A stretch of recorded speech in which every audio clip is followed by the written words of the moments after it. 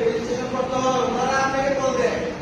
হ্যাঁ, আপনি তো নাম্বারে জানেন না, ওনারা আপনাকে কল দেয় ভাই তোমার কোন অবস্থানে আছে কোন জায়গায় এরপর একটা কেসি দিয়ে জানেন আপনার বাচ্চা ক্যান্টনমেন্ট বর্তমান তাদের কাজ শেষ করে বাদ করে ইন্টারনেট ঢুকতে না আমার একটা কেস জোন লিখেন নাকি তাইলে আপনার আশেপাশে একটা রেস্টুরেন্ট থেকে আধা ঘন্টার ভিতরে কি একটা কেস চলে আসে ঢাকা থেকে কি আধা ঘন্টার ভিতরে আসা সম্ভব?